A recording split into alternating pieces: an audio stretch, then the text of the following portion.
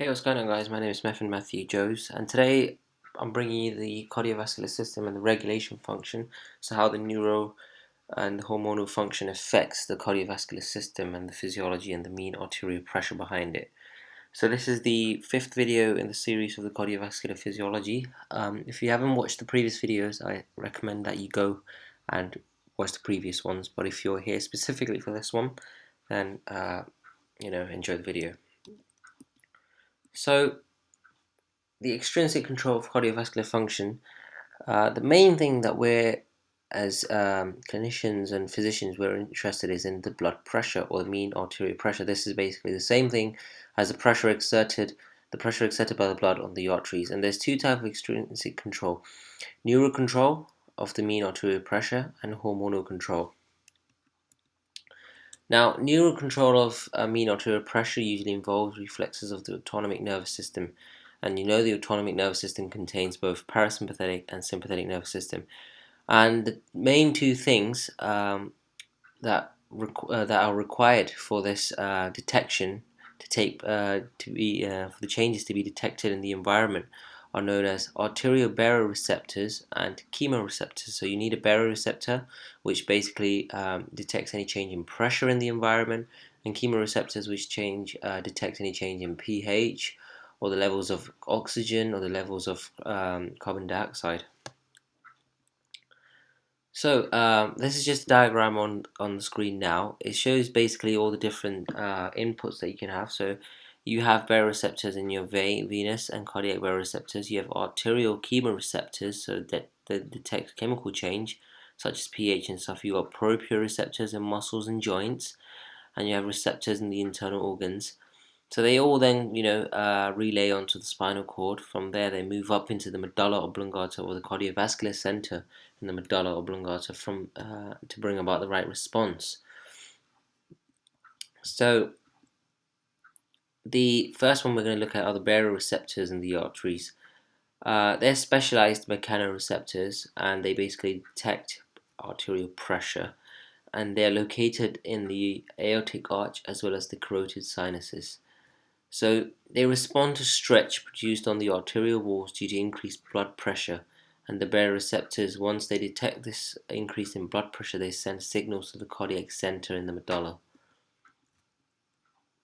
So on the screen now you have the 2002 PSN Education publication. On the left you can see that the baroreceptors are found in the aortic arch, which is this blue dot here represented by the aortic arch. And you can also find them in the carotid sinuses. So this is the left carotid artery, so the blood vessel that supplies the head and neck. So the carotid sinuses is another area or another region where you can find these baroreceptors. And when they detect any change in blood pressure, they send the information down into the cardiovascular center in the medulla. From there, it goes in and relays in through to the cerebral cortex.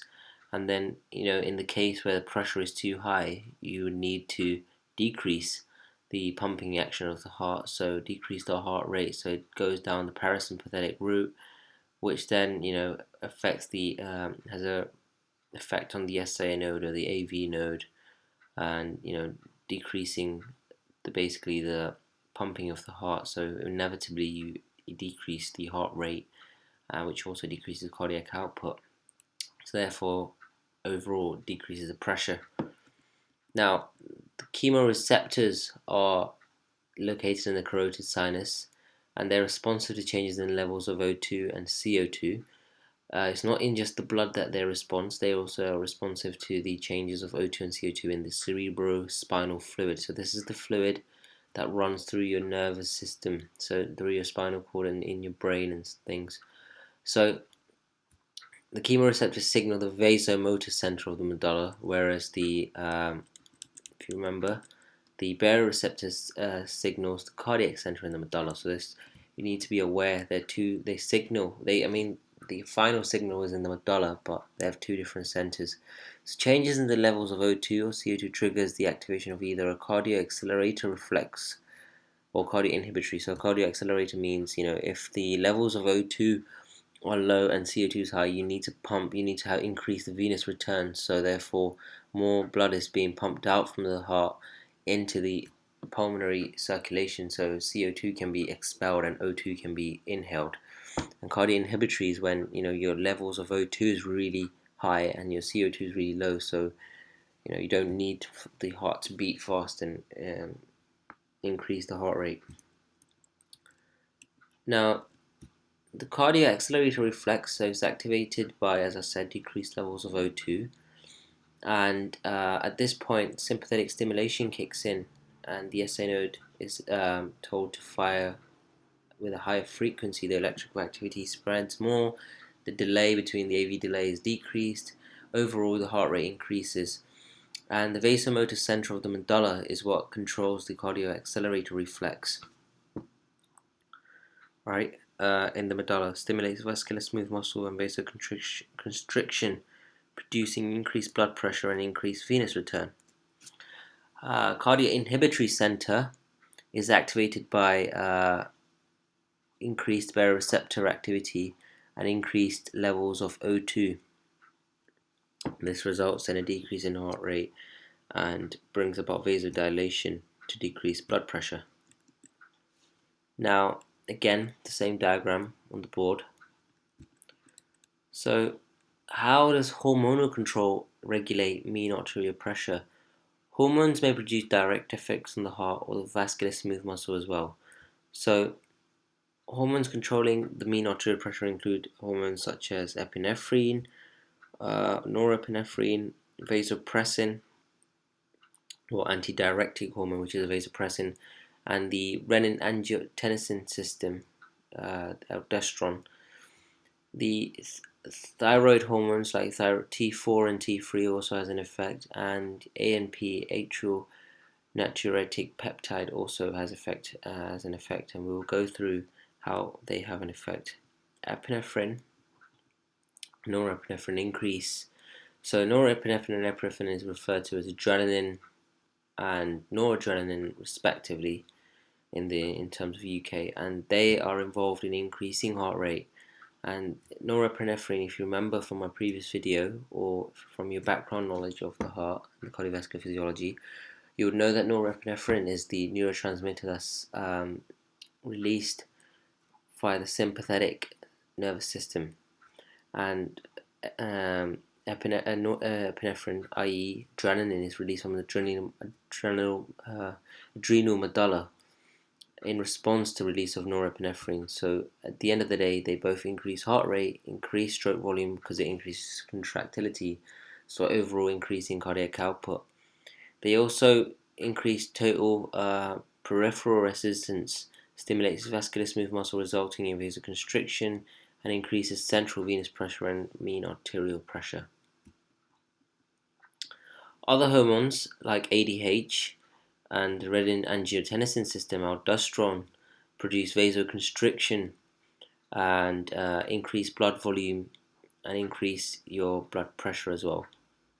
Thyroid hormones like T4 and T3 increase heart rate, they increase contractility and results in increased blood pressure. So the ANP, atrial natriuretic peptide, is released by atrial cells and produces vasodilation, and they decrease blood volume and they result in a decreased blood pressure. So the main things you want to probably remember from this slide is ADH, that increases blood pressure because it increases the blood volume. So when you have a higher blood volume of blood in the arteries and veins, so they push against the wall with a greater force, so therefore you have a greater mean arterial pressure, hence you have an increased blood pressure. Now with the thyroid hormones, they increase HR and they increase contractility, which also increases blood pressure because you're pushing out a higher volume of blood. Again, there's a large quantity of blood pushing against the walls of the arteries, so therefore there's an increased blood pressure. And with arterial natriuretic peptide, they're released by atrial cells and produce vasodilation, so it increases the diameter of the arteries. This decreases the blood volume, so therefore there's decrease in blood pressure.